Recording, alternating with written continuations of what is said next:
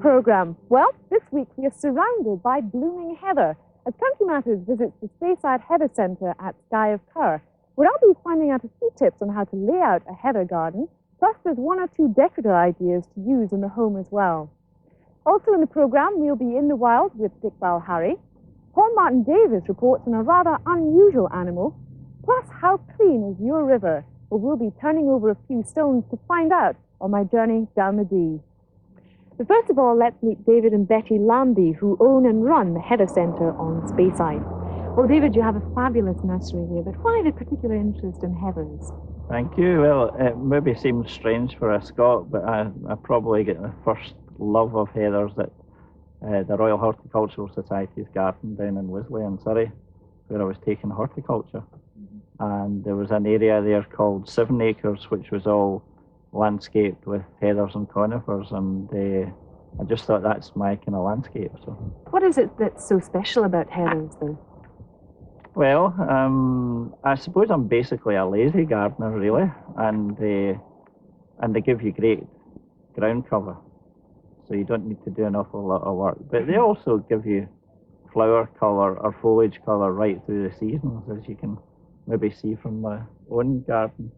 There's lots of different foliage colour and flower colour at different times of the year. It's ever changing. Well, looking around me, David, you certainly have a wide variety of heathers, but do you have a particular favourite? Well, there's one called, unfortunately it's not in flower just at the moment, there's one called Kinloch Rule, which is a beautiful double flower in white. It's about August, September before it comes into flower, but that's one of my favourites. But there's certain foliage varieties like Robert Chapman and Silver Queen. There's lots of different varieties, hundreds of them. Well, now moving on to Betty, and when I think of heathers, I instantly think of the lucky white heather, and I believe that there's quite a sad and moving tale attached to it. Legend has it, apparently, that Oscar and Malvina were betrothed, and Oscar, in fact, was slain in the battlefield. But as he lay there, he asked the messenger to take a spray of purple heather to Malvina as a token of his love. And on receiving it, her tears apparently fell in the purple heather and turned them white. And she hoped that from then on, that although it was unlucky for her, that people receiving white heather would have more fortune than she would have. Oh, it's a very sad tale. Absolutely. Well, of course, as well as looking nice in our gardens, there's a very practical aspect to heathers as well. Many, and from thousands of years ago, actually, it's always been used for things like thatching, rope, baskets, lots and lots of things. Even modern day uses, actually, we use it in lots of craft items, and herbalists use it for cosmetics. Well, thank you both very much indeed. I must admit, I'm quite looking forward to my visit later on. In the meantime, though, it's time to join Dickbal Harry, who today is out to catch a crow in the wild. Crows, both the hooded crow and the carrion crow, are a real problem to game preservers. They also cause problems to other people too, particularly shepherds. So therefore, we must find ways of dealing with them. And after all, if we can find legal methods of dealing with crows that do not use poison, then this is beneficial to everyone in the countryside.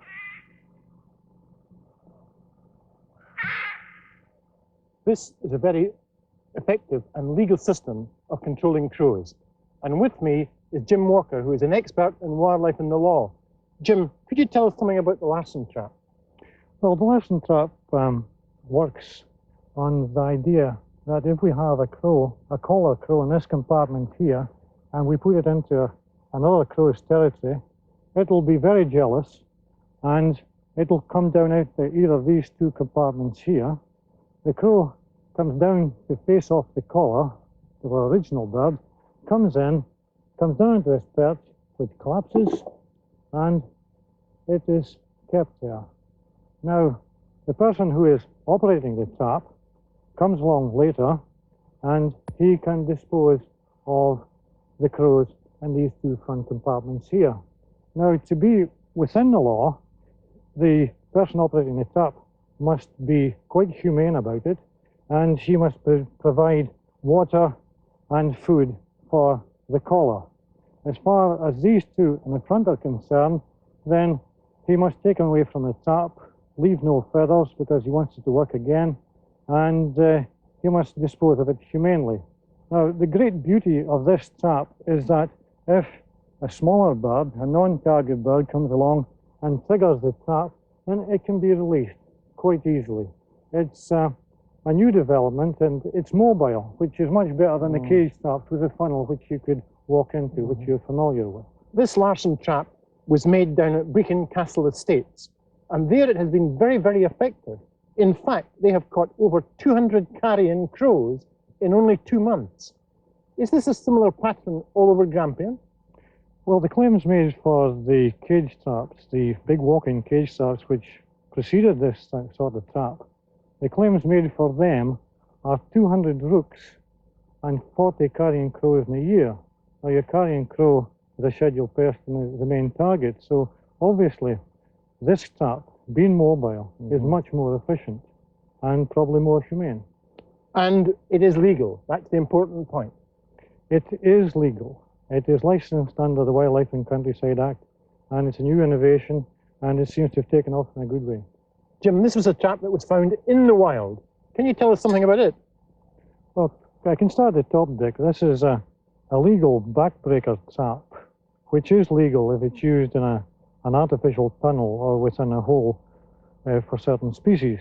But what's happened here is some ill-disposed person has stuck it into a pole and then becomes an illegal pole trap, unlawful. Now, a bird comes along, a predator comes along, and it looks for a place to look around the area, to look for its food.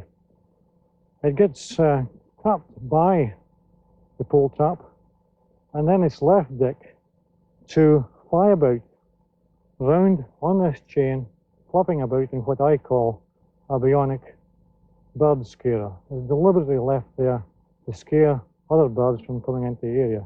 It's really grotesque. A hideous death, too. It's a very long death. Jim, this is a trap that I have given to me from the Heritage Museum in Afford. Can you tell us something about it?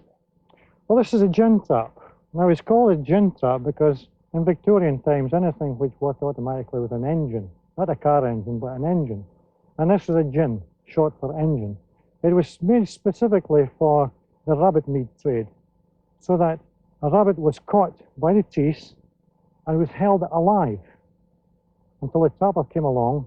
He regularly inspected his traps, and he prepared the rabbit so it didn't deteriorate before it came to the market. It's an illegal trap. In 1950, Parliament decided that this thing was such a horrible way of killing animals that it should never be used again. It's been illegal in Scotland for about 20 years, but unfortunately it's still used. Jim, this is another engine for catching wildlife then, is it? This is a manufactured pole trap, Dick, and as you see, I need quite a bit of effort to open the jaws, so that when the trap is triggered, it exerts a tremendous force onto a bird's legs, because this is a pole trap, a specially manufactured pole trap. Now, some herbage or other thing was put on here to give the bird the illusion that it was coming onto a solid area that would have been placed on a pole or on a cairn. And when the bird came down on top of it, the trap sprung and there it was captured. There was your game preserver's problem. It disappeared. The bird just died. That was Jim Walker and Dick Harry looking at animal and bird traps, which are now, fortunately, no longer legal. Well, here we are. Time now for the tips on how to lay out a heather garden. And David, I'm a complete beginner, so where do we start? Well, we'd start with soil type and aspect and such like outside, Arlene, so we'll go into that in a wee minute. Okay. But I think we've got to look at the different groups of heathers which give us the all year round colour that we're talking about.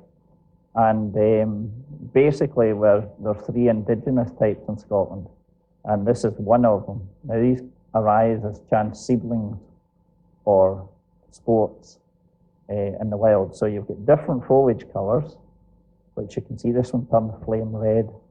In the winter months, this stays gold. It's a silver foliage one, and this has got pink tips. So that's one group. We have another group of all the different bell headers, They're beautiful. and you can see the tremendous range in colours from the bright red, white, purple, mauve, beetroot colour, and gold foliage with pink flower. And this is a form of Irish bell header. Well, nothing against the Irish, however. It's a form of Irish bell header, and this is a cross-leaf tea. And we also have other types which flower in the spring. So mixing all these different groups gives us a all year round colour. Okay, so now it's on to the layout then. Okay, if you like to follow me, I'll show you what we've got outside. Okay.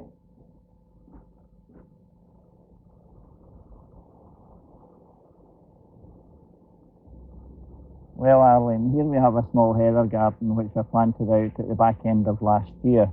And as you can see, all heathers like a peaty acid soil, free draining.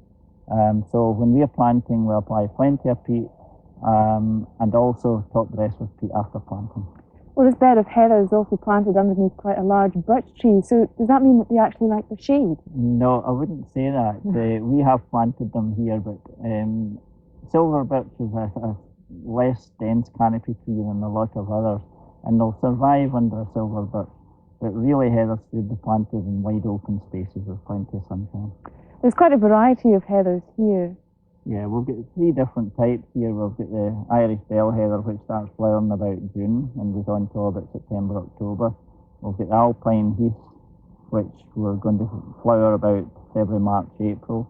And we've got cross-leaf heaths here, which start flowering about June through till about September, October as well. So it's virtually all year round flowering. You get all year round flowering, and also these are 1-year-old plants. In about 2 or 3 years' time, this will be total ground cover, like the ones I'll show you in the other garden.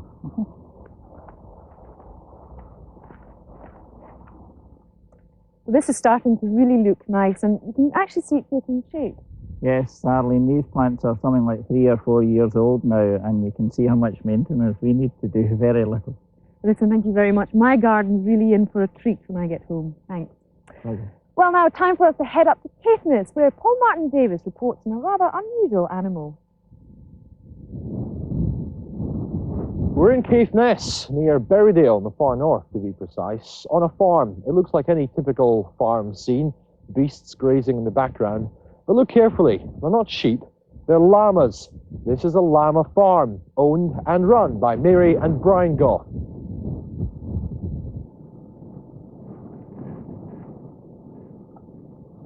Mary, I'm intrigued. How does a family from Bristol end up rearing Peruvian animals in the far north of Scotland?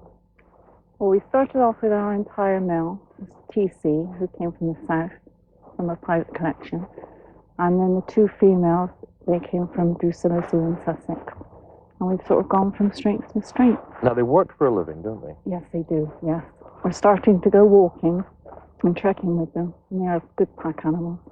They can carry a load of about 60 pounds. Of course, they are from Peru. How do they find Scotland and the climate? Scottish climate is excellent for them because it's better for their fibre because of the colder weather. And they just don't like too much wet. And Caithness, isn't quite a wet county at all. They're quite happy to breed in these conditions. Yes, they are. We've had 4 female babies born. And we have 11 at the moment. They seem very intelligent animals. I mean, could you say that they had their own characteristics? Yes, everyone's got a different personality, and they are very, very intelligent. And how do they get on with people? Excellent, excellent. They're very nervous, but as soon as they get to know you, they're very, very good. What is the general reaction when people driving by or people visiting come across llamas in a place like this? Well, they can be seen from the road, and they nearly drive off the road sometimes. They're just very interested to get lots of visitors. And it just caused a great deal of interest. I imagine the local vet got a surprise. Yes, he certainly did. He's very interested in them, and we've had to have them out a couple of times. You say they're very suited to the Scottish climate. How easy is rearing and looking after them? They're no problem at all, to be perfectly honest. Very easy, very easy.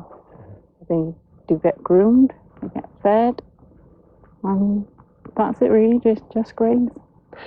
It's a very unusual situation. Do you see something like this catching on throughout the country? Yes, they make excellent pets, and they're just adorable. Once you've had them, you can't resist them. Are you planning to expand the family? Yes, yes.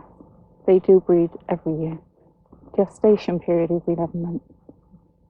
You said they're practical animals, they're working for a living. Is there any use for their coat?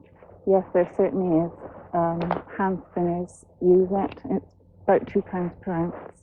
Very hard wearing and just excellent. How does it compare to wool? It's a bit harsher than wool, but very, very hard wearing. And a potential Very business expensive. a potential business for the future. It certainly is, yes. They're very affectionate creatures. They've actually been known to come up and kiss people. I've been trying to get a peck on the lips from Ellie here all day. No luck. Story of my life, really.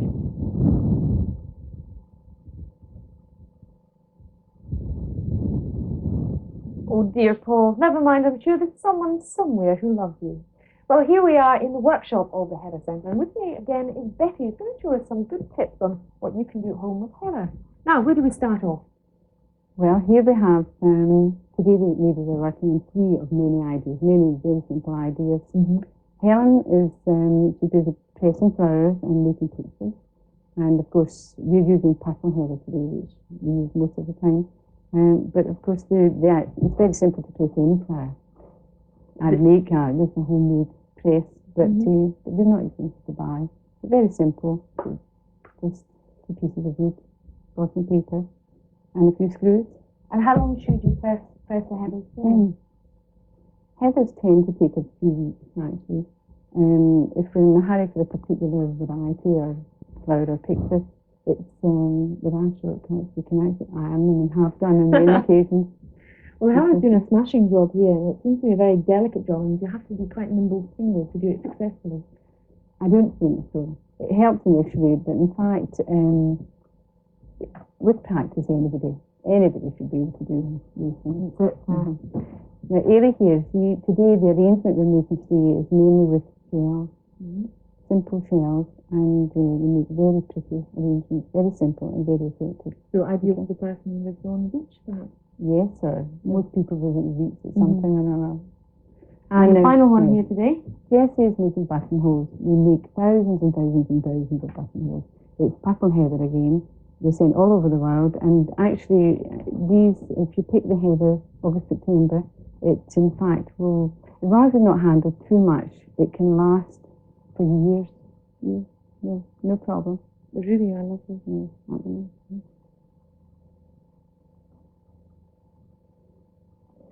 Well, Betty, these heather pictures really do look quite beautiful. I'll maybe try it when I get home. But as well as having pictures and crafts, you also have quite a wide range of heather cosmetics as well. Yes, we have. I mean, we have a range from moisturisers, body lotions, shampoo, potpourri, and soap. All the things that make one beautiful. Absolutely. So are these all produced at the Heather Centre? No, we have a herbalist, a qualified herbalist, who in fact extracts the tincture from the heather, and he manufactures them in Scotland for us. So let me test some. I'll have to try this out. Try the moisturiser? Yes, I'll try the moisturiser and see if it can do anything. Well, that smells lovely. Thanks very much, Betty. Well, will I have a look around some of these cosmetics? I think it's time to continue my journey down the Dee. And this week, I'm on the banks of the River Fuch, a tributary of the Dee. And I'm here to find out how clean the water is. And to do that, we look at the life forms beneath the surface, because our plants and insects act as a barometer, showing us how clean our water really is. The cleaner the water, the greater the insect life.